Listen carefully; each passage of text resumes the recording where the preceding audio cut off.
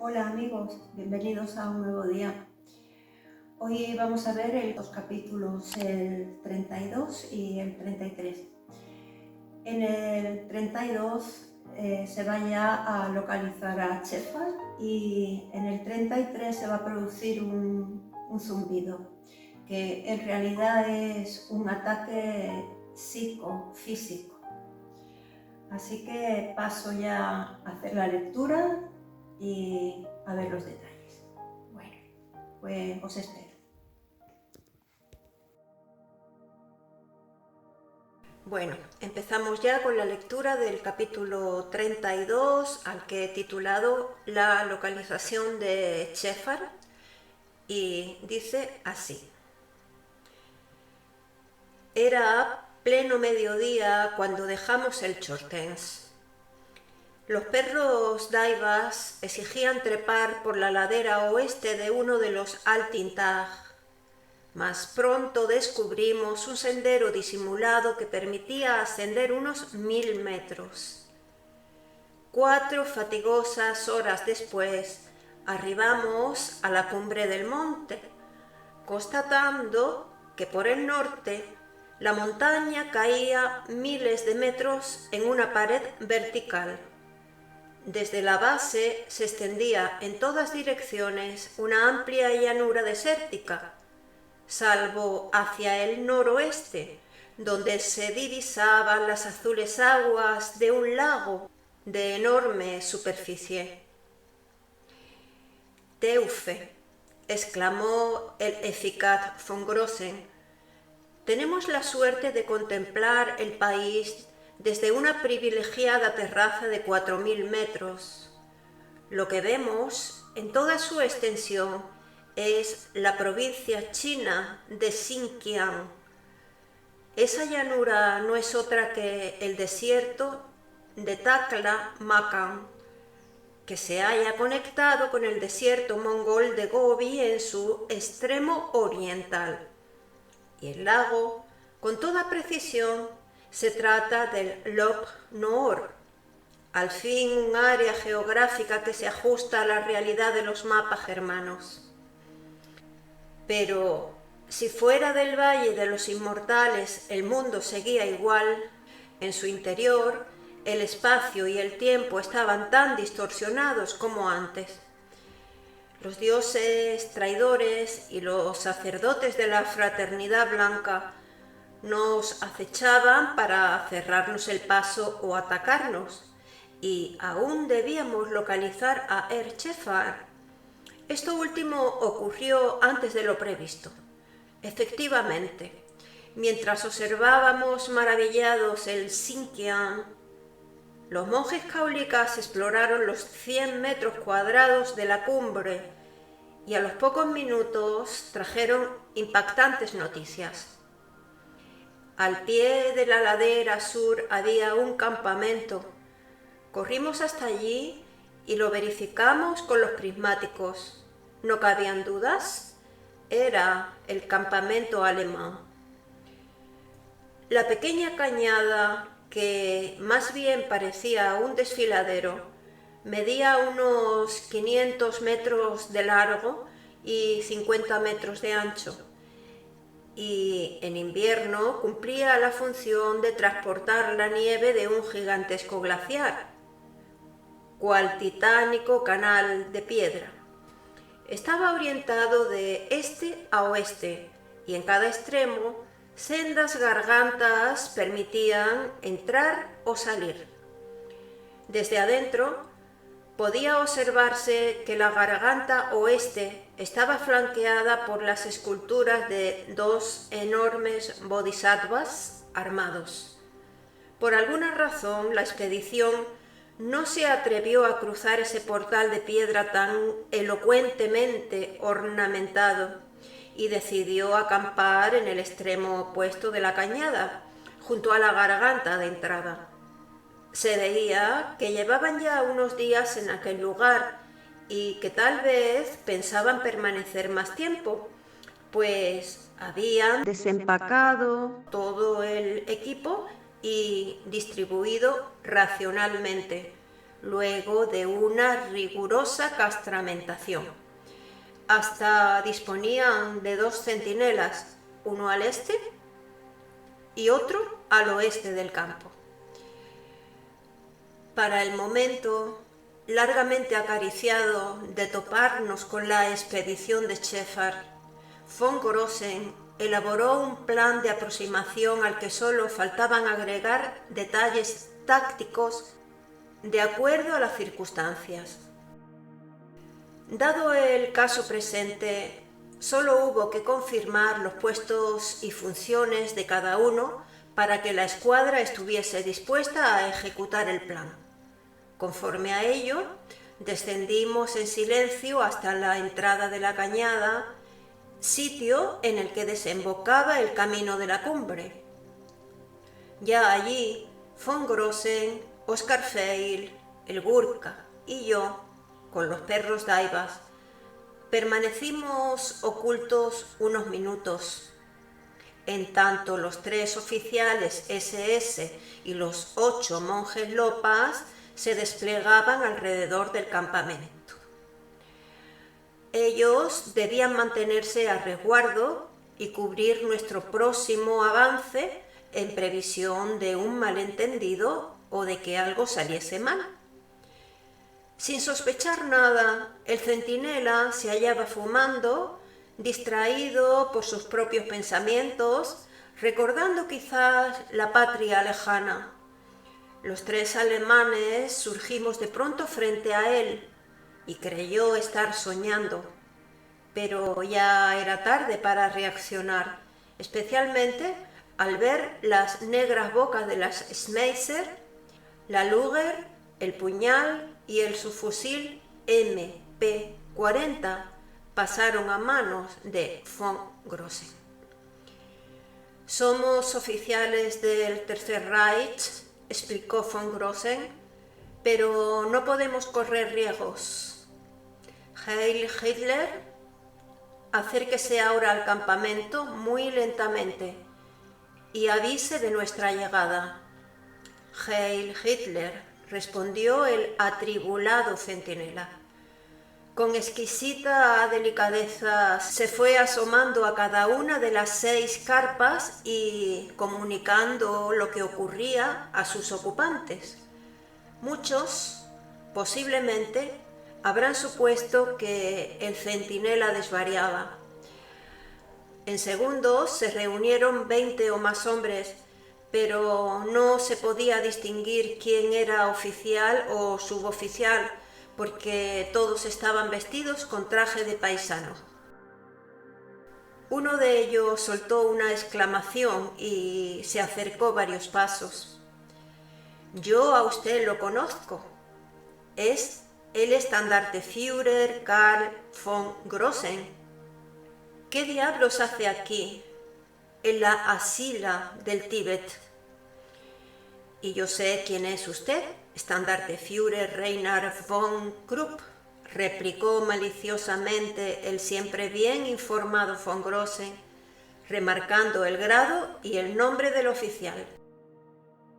De sus años en la Gestapo, von Grossen conservaba la mala costumbre de poner cierto énfasis sugestivo al nombrar a las personas, dando a entender que poseía sobre ellas información confidencial o comprometedora.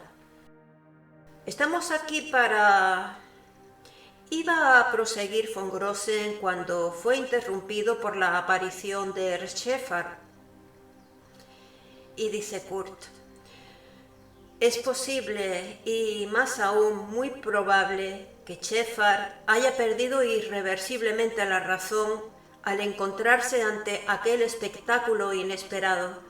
Para comprenderlo, hay que figurarse lo que sería para él haber llegado al Valle de los Inmortales, a un paso del santuario de la Reina Madre del Oeste y de la puerta de Chanchanbalá, y comprobar que en lugar de los Arats aparecía un grupo de alemanes, uno de ellos su enemigo jurado, y junto a este, inexplicablemente, venía la víctima propiciatoria, Oscar Feil, y el Gurkha desaparecido. ¡Ah, ja, ja, ja! Dio un alarido demencial y exclamó: «Disparen, mátenlos a todos». Los SS, oficiales y tropa, alzaron sus fusiles, pero aguardaron que su Standartenführer confirmara la orden. Schäfer era oficial de la Abwehr y no tenía mando directo sobre la Schutzstaffel. Esa indecisión evitó un enfrentamiento armado de imprevisibles consecuencias. «Son alemanes, hombres de la SS», trató de explicar von Krupp, que estaba atónito frente a la alucinante actitud de Herr Schäfer. Pero éste ya había extraído su Luger y me apuntaba, con la manifiesta intención de eliminarme del mundo de los vivos. No alcanzó a disparar. En veloz movimiento, 2 de los SS de su expedición se abalanzaron sobre él y lo tomaron de rehén. Uno le arrebató la pistola y lo sujetó, mientras el otro apoyaba una daga sobre su garganta. Eran los 2 espías del SD. «Al primero que se mueva, degollamos a este hombre», amenazó uno de ellos. «Acérquese, mi Standartenführer, y desarme a estos 4», agregó señalando a los secuaces de Schäfer. Y dice Kurt: «Von Grossen no se hizo esperar y gritó varias órdenes. Ante la sorpresa general, Hans y Kloster emergieron de entre las rocas y rápidamente despojaron de sus armas a los 4, que no opusieron resistencia. 6 figuras vestidas con túnica color azafrán y con el rostro y las manos cubiertas de ceniza intentaron huir a la carrera en dirección a la salida oeste de la cañada, pero cayeron a los pocos pasos acribillados a flechazos. Eran el Skutschok del Arra Jafran y sus lamas. Aquello colmó la medida. Von Krupp bramó a su vez una orden y todos sus hombres hicieron cuerpo a tierra, y poco faltó para que se llegase nuevamente al enfrentamiento. La escuadra de von Krupp nos duplicaba en número. Sin embargo, primó el sentido común y el Standartenführer interrogó a von Grossen airadamente. «¿Qué es esto, von Grossen? ¿Se presenta aquí? ¿Nos trata como si fuésemos enemigos? Y mata a los guías tibetanos que contaban con nuestra protección. Me imagino que tendrá un buen justificativo para este atropello». «No tenemos nada contra usted, sino contra ese jato de traidores», vociferó von Grossen. «Y si le parece suficiente justificación, acá están nuestras órdenes, aprobadas por el Führer».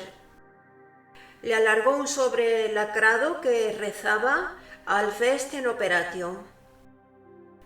Reinhard von Krupp lo rasgó y extrajo el escrito. Era un decreto de breve texto.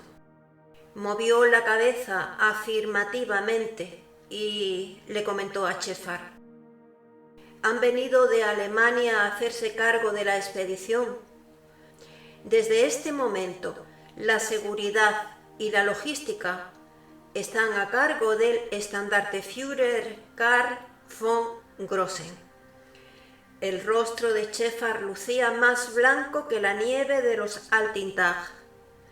Von Krupp dijo en tono suficientemente alto como para que todos le oyesen: «Por mi parte está bien.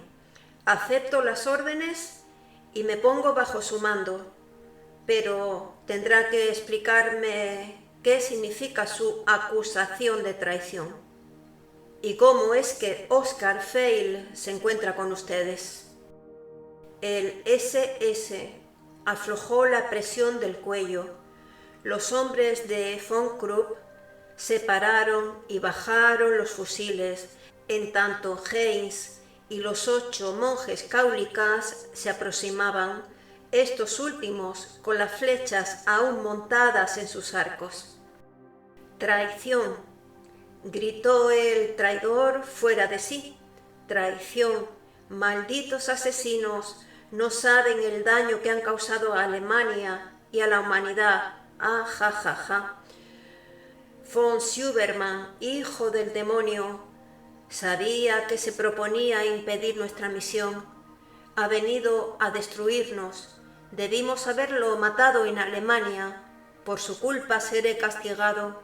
Los maestros jamás me perdonarán su presencia condenada en este valle sagrado.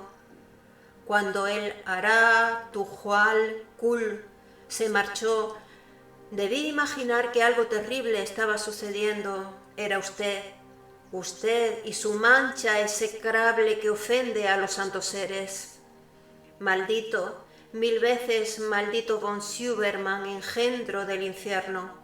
¿Cómo hizo para encontrarme? Rugió completamente encolerizado. Los 2 espías SS lo mantenían sujeto de los brazos para evitar que se arrojase sobre mí. Despreciable Herr Legard, lo último que hubiese querido en mi vida era volverlo a ver.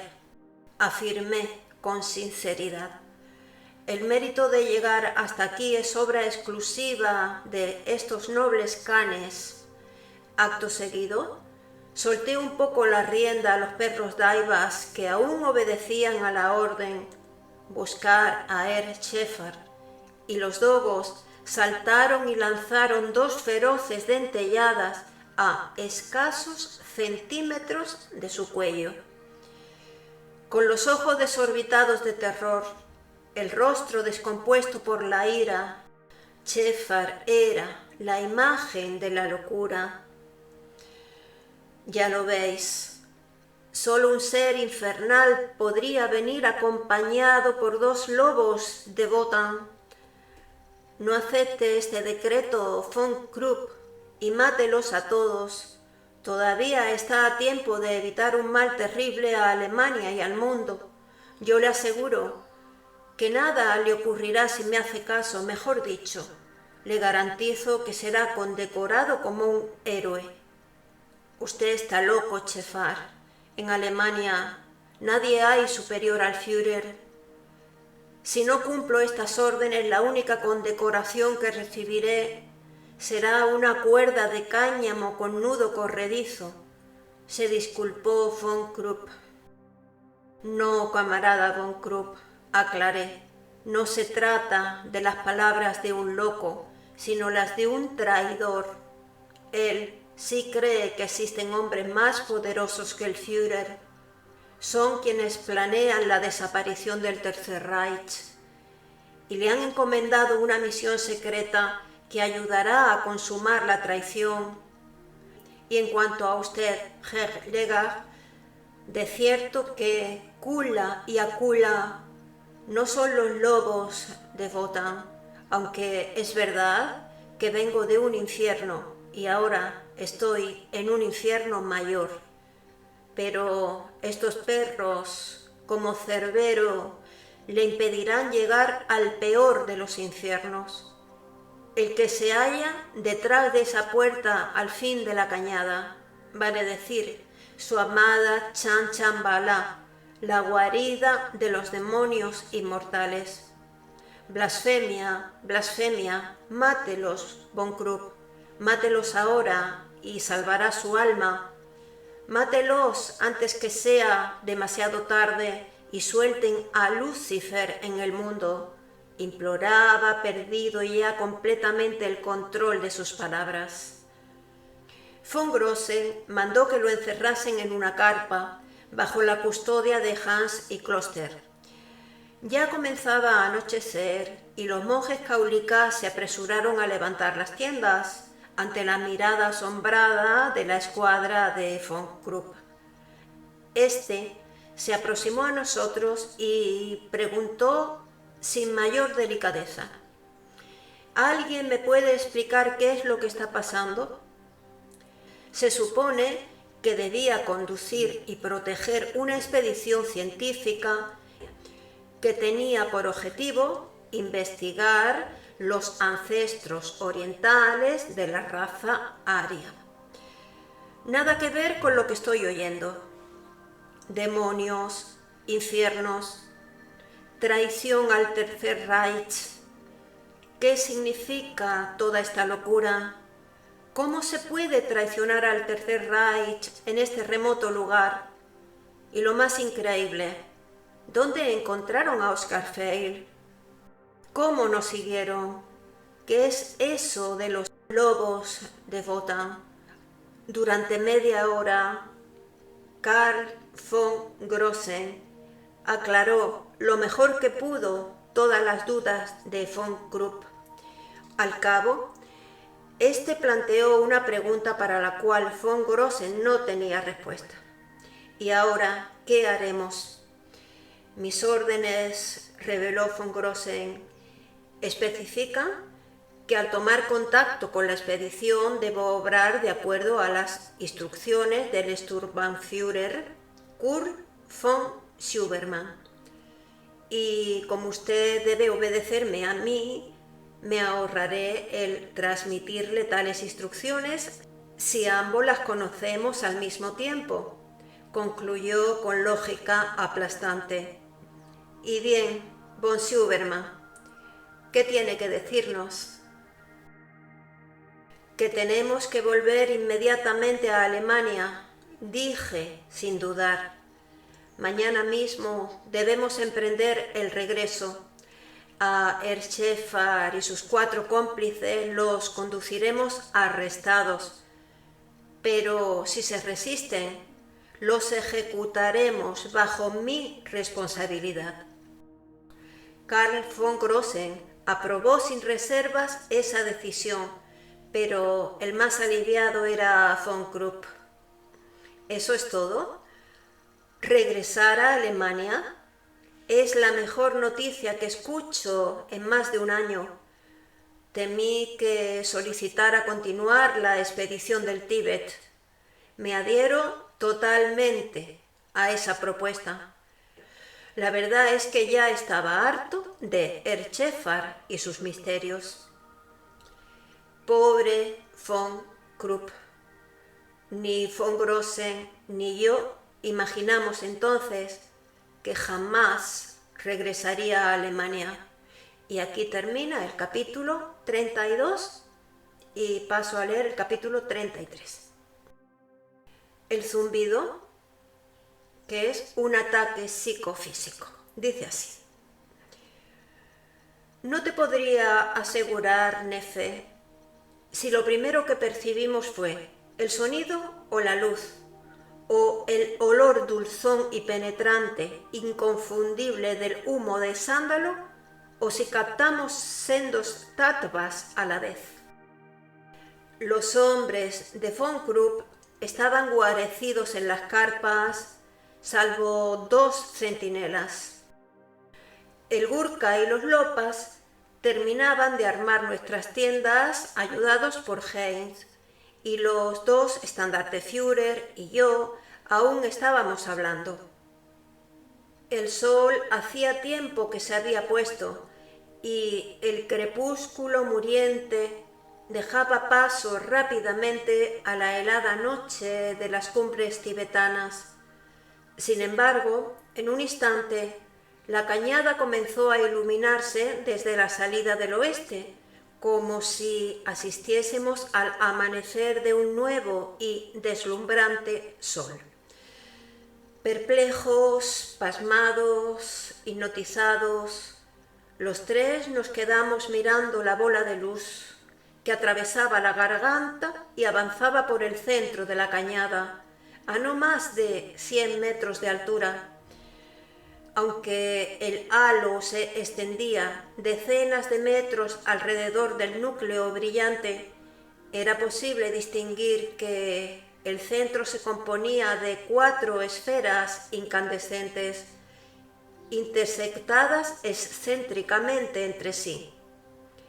Pero tal observación fue cosa de un segundo, porque el sonido que acompañaba a la resplandeciente aparición nos impidió enseguida toda otra percepción. Al menos para mí, que pasé mi infancia en una granja de El Cairo, donde se criaban abejas melíferas, aquella vibración resultó claramente familiar. Era el zumbido clásico de un enjambre en movimiento.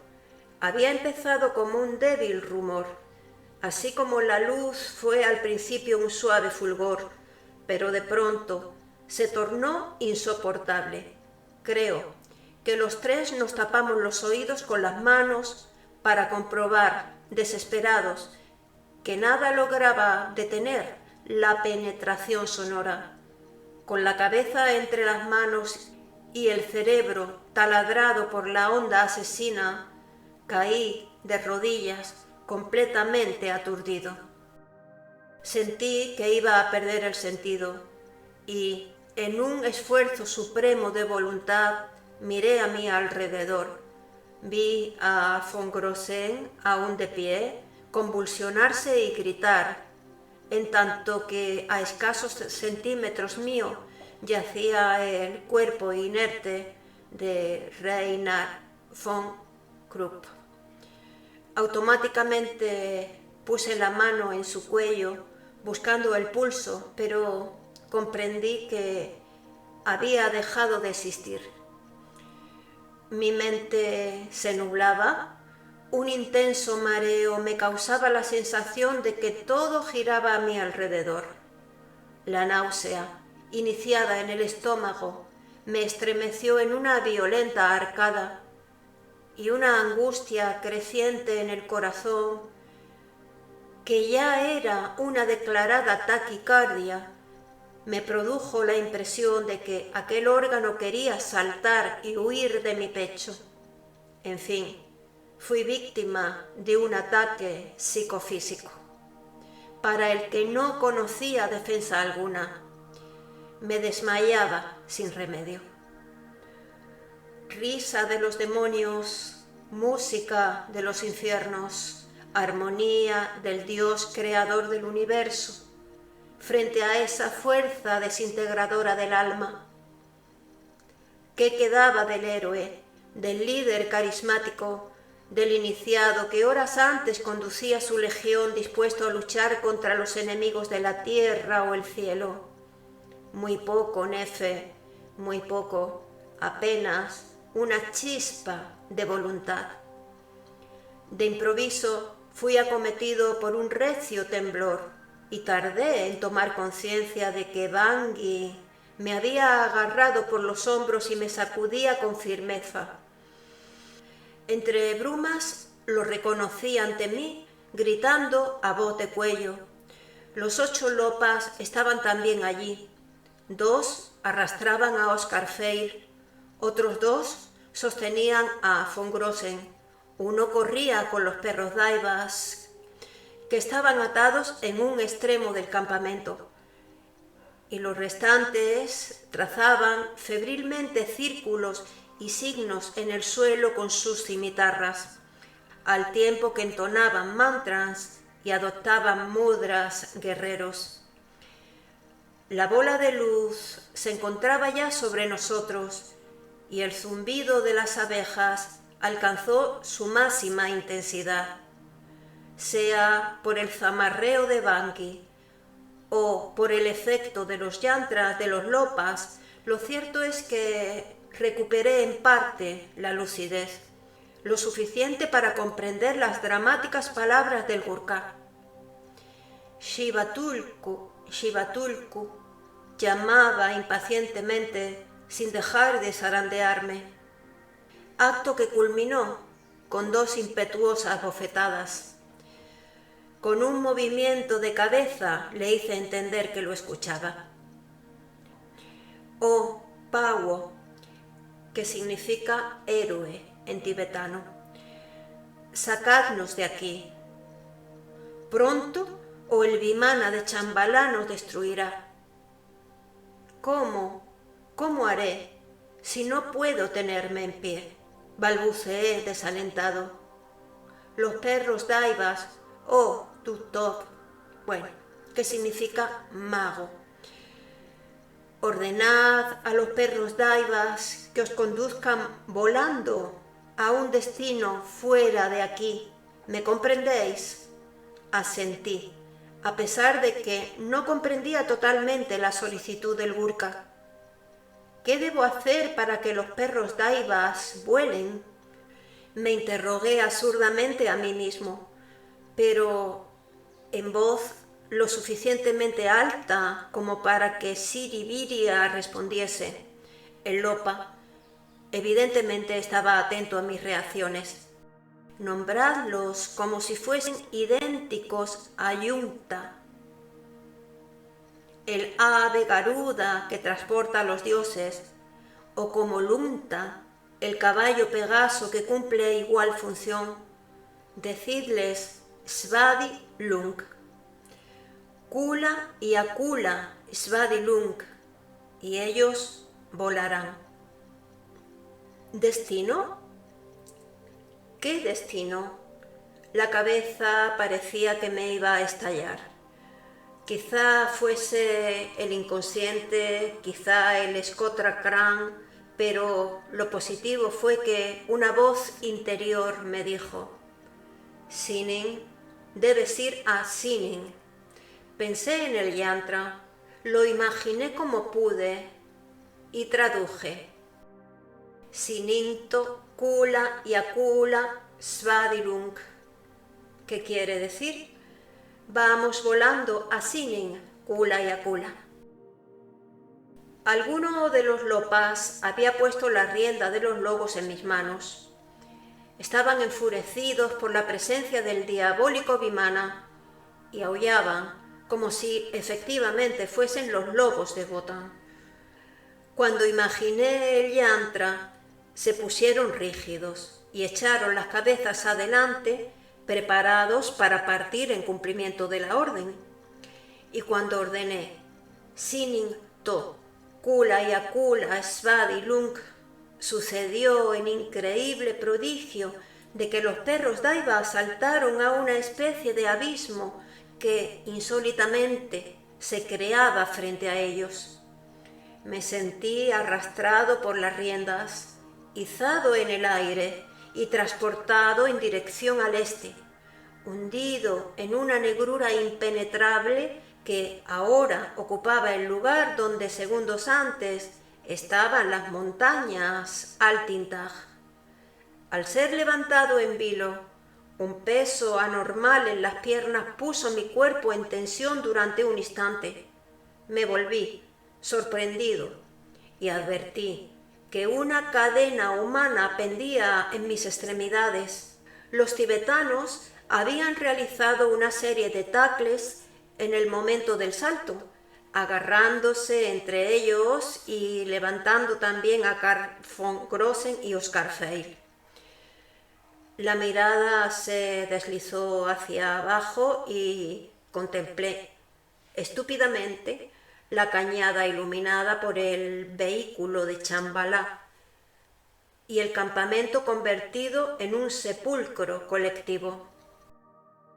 Reinhard von Krupp muerto, los centinelas muertos, y en las entradas de las carpas estaban diseminados los cadáveres de quienes alcanzaron a salir pero no llegaron muy lejos.